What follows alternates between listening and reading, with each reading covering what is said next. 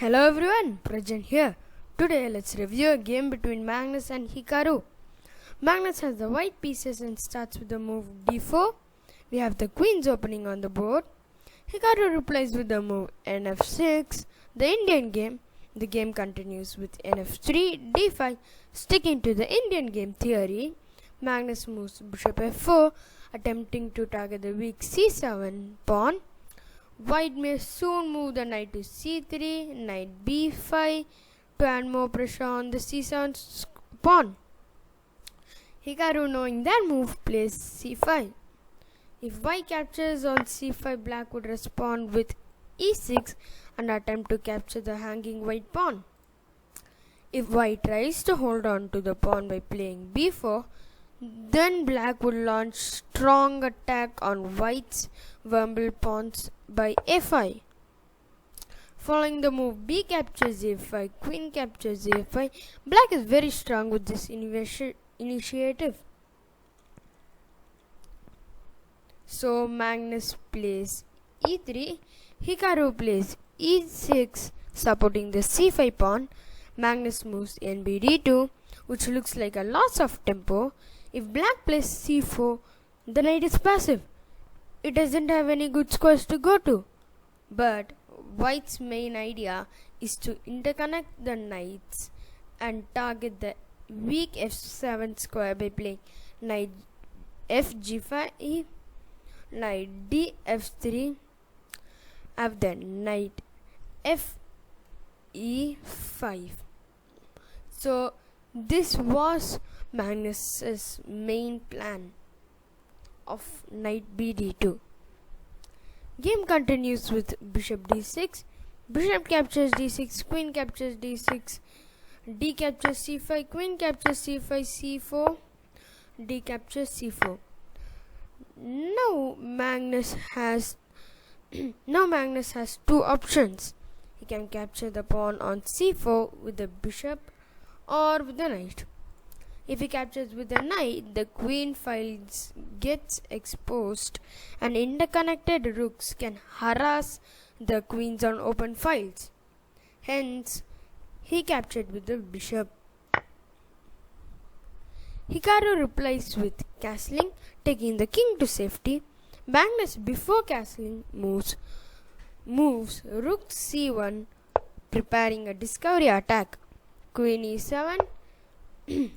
This move helps in defending the c7 square from the rook, which will soon take over on rook c7 by doubling up the rooks. Magnus castles on the king side. He has activated the rook and has taken his king to safety. b6 by Hikaru, opening a deadly diagonal for his bishop. Magnus plays queen e2, preparing to exchange the bishops at a6. Bishop b7 by Hikaru. Hikaru finally got a good place for his bishop. Magnus plays rook fd1, getting a semi-open d-file. nb-d7 by Hikaru, interconnecting the rooks and developing the knight. Magnus plays bishop a6, trying to exchange the bishops. nc5 by Hikaru, blocking the c-file, attacking the white bishop and supporting the black bishop. The game continues with bishop captures b7, queen captures b7. Knight e5 by Magnus, and he is planning to exploit on the king side. Hikaru plays knight cd7, trying to exchange as many pieces to square off the white's advantage. The first blunder of the game by Magnus, which is queen f3. The better move here is to play knight c6 immediately, trying to exploit the king side weakness. Queen a6 by Hikaru, declining the exchange. Knight c6 by Magnus, trying to push the king to the corner. King h8 by Hikaru, preventing the check.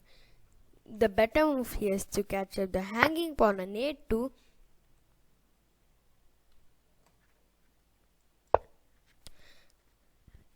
Knight c4 by Magnus, bringing in more pieces to exploit on the king side. Queen captures a2 by Hikaru. Hikaru notices that there is no immediate threat to the king and captures the pawn on a2. g4 by Magnus, trying to attack the knight on f6, which is the only defender of the knight on d7. nc5 by Hikaru, trying to block the c5. And d6 by Magnus. Magnus has got powerful knights at very good squares. The knights control the b8, c8, d8 and e8 squares, thus efficiently limiting the space of the black's rook and king. Hikaru blunders and makes the move nb3. Now Magnus' rooks control the both c and the d files. The game continues with The game continues with rook c2, queen a4, rook c4, queen a6, g5, knight d7. Rook h4 by Magnus, trying to put more pressure on h7. Here Magnus has a mate in 10, where Hikaru made Magnus' jobs more easier by playing knight bc5. This lead to an easy mate in 3. Feel free to pause the video and find the mating sequence. The mate in 3 sequence starts with the rook sacrifice on h7. The main idea of white is to bring the queen to h5. King captures h7, queen h5 check, king g8 and knight e7 checkmate. Magnus missed the mate in 3 and played the move knight captures f7. The game continues with rook captures f7, queen captures f7, queen e2, rook captures d7, knight captures d7, queen captures d7, rook f8, attacking the f2 pawn, rook f4. Black rook is passive on the 8th rank. Here Hikaru resigns as he doesn't have any more good moves and he is down by a piece. Meanwhile, Magnus has his queen on the 7th rank, aiming at the weak g7 pawn. Magnus has a mate in 9 pattern, which is rook g8, knight b8, knight d8,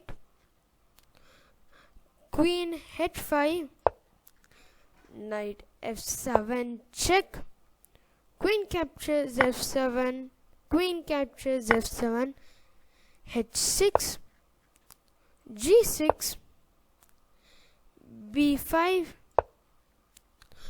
rook h4, b4, rook captures h6, g captures h6 and queen captures h7 checkmate. Thank you everyone for watching this video. Stay tuned for more chess videos. Bye bye.